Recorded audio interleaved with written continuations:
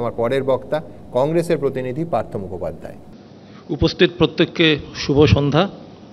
আজকে আমাদের এই আলোচনায় যিনি বৈঠাধার সেই সুমনবাবু, উনি কিছু ক্যাচ লাইন দিয়েছেন আর কি, 4টে লাইন দিয়েছেন। তার মধ্যে প্রথম যে লাইনটা খুব ইন্টারেস্টিং, আমাদের ভারতবর্ষের সংবিধান যদি আমরা দেখি, এই কেন্দ্র রাজ্য সম্পর্কে যে ফেডারাল স্ট্রাকচার, সেই ফেডারাল স্ট্রাকচারটা কিন্তু ওই প্রথম লাইনটায় খুব সুন্দরভাবে ফুটে উঠেছে।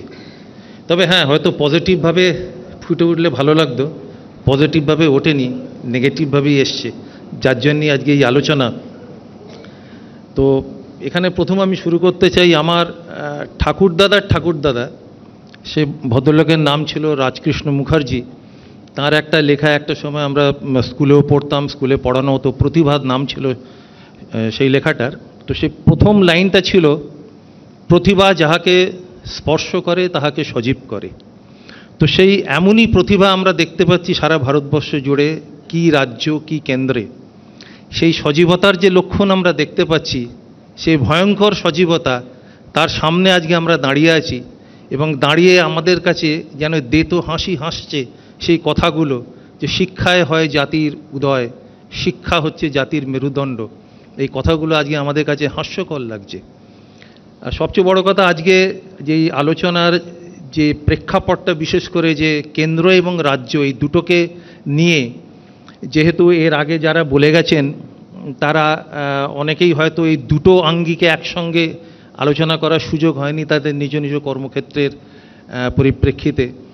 তো আমি সেই জন্যে দুটি কেন্দ্র এবং রাজ্য, দুটি বিষয়কে নিয়েই আমি একটুখানি আলোচনা করতে চাইছি। দেখুন, এই দিন দুয়েক আগের কথা, সেটা হচ্ছে যে বিহারের নওদার কঠিয়ারি গ্রামে সিবিআই তদন্ত করতে গেছিল, এবং তদন্ত করতে গিয়ে তারা কিন্তু মার খেয়েছে গ্রামবাসীদের কাছে। এবং আশ্চর্যজনক, এই যে প্রথম লাইন, যে কেন্দ্র রাজ্য সম্পর্ক একইভাবে এই ক্ষেত্রে চলছে, ঠিক পশ্চিমবাংলাতেও সন্দেশখালিতে যদি দেখেন, এই সেই টিএমসি নেতা শাহজাহান শেখের মানুষজনদের হাতে কিন্তু যারা তদন্ত করতে গেছিল তাদের ওপর আক্রমণ নেমে এসেছিল, এবং ভয়ঙ্কর আক্রমণ নেমে এসেছিল। এবং তারা সন্দেশখালিতেও যেমন তারা অপ্রস্তুত ছিলেন, আমরা বিহারের নওয়াদাতেও দেখলাম যে তারা একদম অপ্রস্তুত অবস্থায় ছিলেন। এবং মজার ব্যাপার হচ্ছে যে এর পশ্চিমবাংলায় আমরা আর একটা ঘটনা দেখেছিলাম, যে যখন তদন্তকারী অফিসাররা গেলেন, আমাদের একজন জনপ্রতিনিধি তার মোবাইল ফোনটা ছুঁড়ে পুকুরে ফেলে দিলেন, এবং সেই মোবাইল ফোনটা খুঁজতে গিয়ে প্রায় দিন দুয়েক সময় চলে গেল, পুরো পুকুরের জল ছেঁচে। যাই হোক, কোনো ক্রমে সেই মোবাইল ফোনটা উদ্ধার হয়েছিল।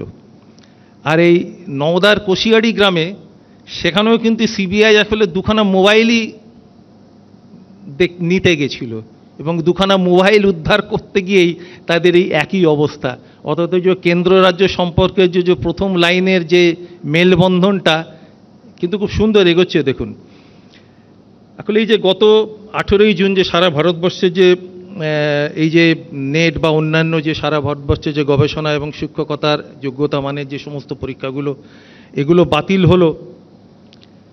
এটা যেমন কেন্দ্রের ক্ষেত্রে বাতিল হলো, আমরা পশ্চিমবঙ্গের ক্ষেত্রে দেখেছি পরীক্ষা হয়তো বাতিল হয়নি, কিন্তু সেই পরীক্ষা থেকে যে চাকরিগুলো হলো, সেই চাকরিগুলো বাতিল হলো। মেলবন্ধন কিন্তু চলছে। দেখুন, কেন্দ্র রাজ্য হাতে হাত ধরে এগিয়ে চলেছে। এবারে দেখুন, একই নম্বর পেয়েছে 67 জন। আপনি ভাবুন, 720-র মধ্যে একজন 719 পেয়েছে। তিনি ভারতবর্ষের প্রথম কয়েকটি একদম প্রথম সারির প্রতিষ্ঠানে ভর্তি হওয়ার সুযোগই পাবেন না। 720-র মধ্যে 719 পেয়েছে।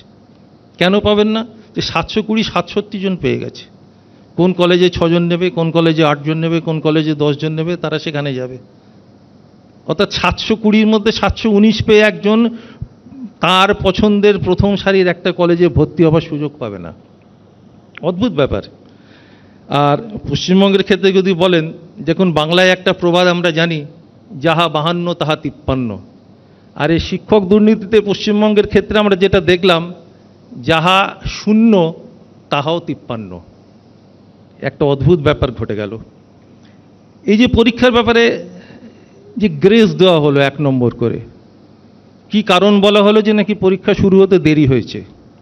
কোথায় দেরি হলো, কতক্ষণ দেরি হলো, কাকে কত নম্বর দেওয়া হলো, কোনো স্বচ্ছতা নেই, কিন্তু অনায়াসে কিন্তু পরীক্ষার সময়টা বাড়ানো যেত যদি সত্যি কোনো কারণে দেরি হয়। এবং আমরা ধরে নিচ্ছি পরীক্ষার্থীদের কারণে দেরি হয়নি, এখানে যারা প্রতিষ্ঠান যারা পরীক্ষা নিচ্ছে তাদের জন্য দেরি হয়েছে, তাহলে অনায়াসে কিন্তু তাদের সময় অতিরিক্ত দেওয়া যেত।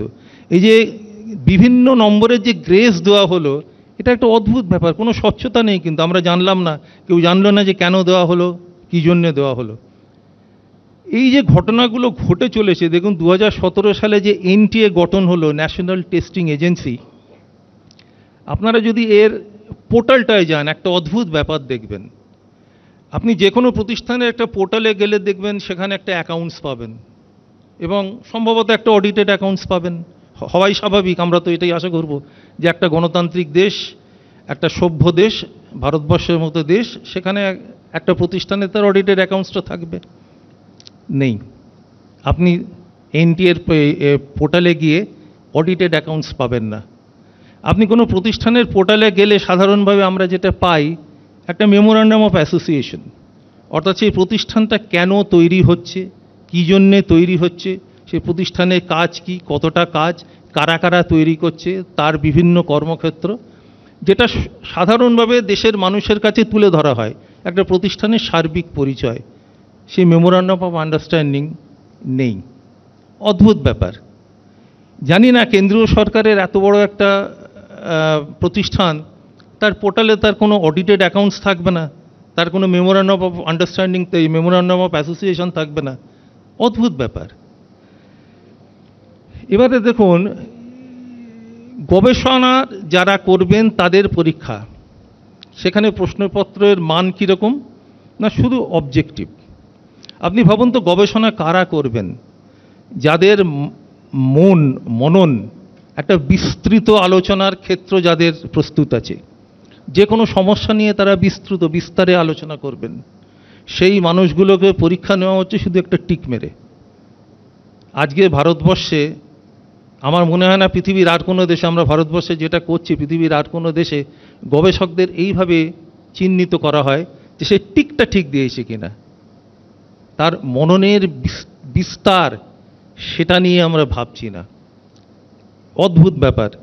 কারা আমাদের দেশের শিক্ষানীতি তৈরি করে, কারা আমাদের দেশে এই সমস্ত জিনিসগুলো চিন্তা করে, কোনো রকম স্বচ্ছতা নেই। আসলে ঘটনাটা কি জানেন? এখানে পশ্চিমবাংলায় আমরা যেটা দেখেছি সেটা যে তৃণমূল কংগ্রেস প্রথমে অস্বীকার করেছে, যেটা আমরা বলি যে ডিনায়াল মোডে ছিল, এবং একটা সময় অনেক পরে এসে যখন দেখলো যে না আর উপায় নেই, কেন বিভিন্ন কোর্টের মহামান্য আদালতের অর্ডারগুলো আসতে শুরু করলো, তখন তারা স্বীকার করতে বাধ্য হলেন। ভারতীয় জনতা পার্টি কিন্তু প্রথমে বললেন আমাদের শিক্ষামন্ত্রী যিনি, যে না কিচ্ছু হয়নি, তার 7 দিন বাদে উনি স্বীকার করলেন। কেন স্বীকার করলেন? এই যে কিছুক্ষণ আগে আলোচনা হচ্ছিল যে 4 জুন এই ফলাফলটা ঘোষণা করা হয়েছিল। আসলে 4 জুনের বদলে যদি 4 মার্চ এর ফলাফলটা ঘোষণা হতো, যেদিন আবহাওয়া 400 পার, এই আবহাওয়াটা ভারতবর্ষে বজায় থাকতো, সেদিন কিন্তু দেখতেন এই পরীক্ষার ফল নিয়ে এত কিচ্ছু হতো না। কেন এর আগেও যা যা হয়েছে সমস্ত মাটির তলায় চাপা পড়ে যেত। ঘটনাটা ঘটল ওই 4 জুন, অতি চালাকের গলায় দড়ি যেটা বাংলায় বলে, যে 4 জুন রেজাল্টটা বার করতে গিয়ে যেটা হলো, যে এনডিএ সরকারের যখন শক্তিটা কমলো, ভারতীয় জনতা পার্টির যখন নিজের 273 সংখ্যাটা তারা পার করতে পারলেন না, সমস্যাটা হয়ে গেল তখনই। তারা তৃণমূল কংগ্রেসের মতো বোকামি না করে, অ্যাক্ট অফ ডিনায়াল মোডে বেশি দিন না থেকে তারা স্বীকার করতে বাধ্য হলেন যে হ্যাঁ ভুল হয়েছে।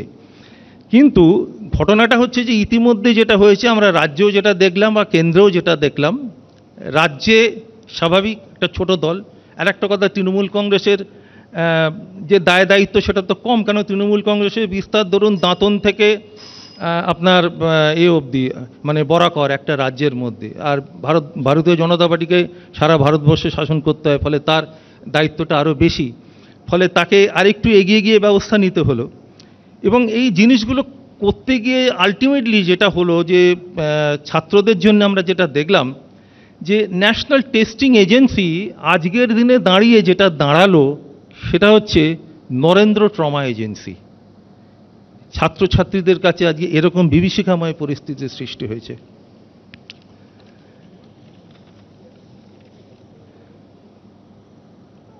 আট থেকে 10 থেকে 12 লাখ পশ্চিমবাংলায় দর উঠেছে, আর কেন্দ্রের যেহেতু আরও বড় জাতীয় ব্যাপার 30-32 লাখ।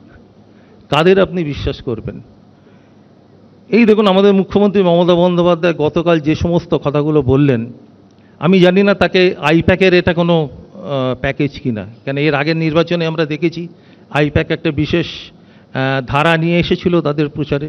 হঠাৎ দেখলাম তিনি এমন সমস্ত কথাবার্তা বলতে শুরু করলেন যেগুলো আমরা গত 10 বছর ধরে বলে আসছি। আমি তো তার ওই ভাষণ দেখতে দেখতে ভাবছিলাম যে কেউ একজন প্রশ্ন করবে তাকে যে আচ্ছা দিদি, আপনি এতদিন ধরে যে শিল্প সম্মেলনগুলো করলেন কটা শিল্প এসছে? এই প্রশ্নটা তো তারও সেখানে উত্তর দেওয়া দরকার ছিল, তিনি কিন্তু দিলেন না। অথচ দেখুন এখানে যেটা ঘটনা সেটা হলো ব্যবস্থা কেউই নিচ্ছেন না। আজকে এই আমাদের শ্রদ্ধেয় বিজেপি সাংসদ তিনি একটি আইনের কথা উল্লেখ করলেন, public examination prevention of unfair means act 2024 সালে। সেইটা দিয়ে নাকি ব্যবস্থা হবে। কি ব্যবস্থা হবে? 9ই ফেব্রুয়ারি সেটা পার্লামেন্টে পাশ হয়েছিল, 13ই ফেব্রুয়ারি রাষ্ট্রপতি সই করেছিলেন, আর সেটা নোটিফিকেশন হল 21শে জুন। আর যে ঘটনাগুলো ঘটে গেল এগুলো 21শে জুনের আগে, এর কজ অফ অ্যাকশন 21শে জুনের আগে। এই যে আইনটা হলো, এই আইনে বর্তমানে যে সমস্যাগুলো হচ্ছে এই সমস্যার একটাও বিচার হবে না, অ্যাপ্লিকেবলই নয়। এই ঘটনা, এখন যে ঘটনাগুলো ঘটছে তার জন্য এই আইনটা মানে অ্যাপ্লিকেবলই নয়। ঠিক এবং তারা সেটা ইচ্ছে করে জেনে শুনে তারা করেছেন। ঠিক তৃণমূল কংগ্রেস যেমন কোটি কোটি টাকা খরচা করে বিভিন্ন কোর্টে গিয়ে এই সমস্ত যে বিচারের পদ্ধতি সেগুলো আটকাবার জন্যে চেষ্টা করে যাচ্ছে। আর একটা কথা হচ্ছে, দেখুন এনটিএ ডিজি সুবোধ কুমার সিংকে সরিয়ে দেওয়া হলো, অথচ এনটিএ চেয়ারম্যান এবং সংঘ পরিবারের অত্যন্ত কাছের মানুষ প্রদীপ কুমার যোশী তিনি কিন্তু এখনও স্বপদে বহাল আছেন। এবং অদ্ভুত ব্যাপার যে এটা তার আবার একটা অতিরিক্ত দায়িত্ব। তিনি ইন্ডিয়ান ট্রেড প্রমোশন অর্গানাইজেশনের প্রধান, তার সঙ্গে অতিরিক্ত দায়িত্ব নিয়ে এত বড় একখানা দায়িত্ব সামলাবেন। এবং কোন মানুষটা না, তার আগে অন্তত 5-6টা ক্ষেত্রে তার বিরুদ্ধে বিভিন্ন স্ক্যামের অভিযোগ আছে। আসল কথা, ঘটনাটা হচ্ছে যে চাকরি বাকরি দিতে পারছেন না, না রাজ্য না কেন্দ্র। পশ্চিমবাংলার মুখ্যমন্ত্রী যেটা করেছেন, পশ্চিমবাংলার বেকার যুবকদের যুবতীদের জন্যে তিনি WBCS চালু করেছেন, আর কেন্দ্রের মোদী সরকার বেকার যুবক যুবতীদের জন্য IPS চালু করেছেন।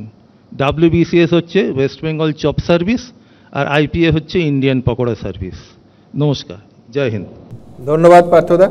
দেখুন পার্থদা একই সঙ্গে কেন্দ্রের শাসক এবং রাজ্যের শাসককে গাঁথলেন, কিন্তু আমি মনে করিয়ে দেবো যে হিন্দি ভাষায় একটা গোদা প্রবাদ আছে, হামাম মে হাম সব নঙ্গে হ্যাঁ, অর্থাৎ সহজ বাংলায় বললে ধোয়া তুলসী পাতা কেউই নয়।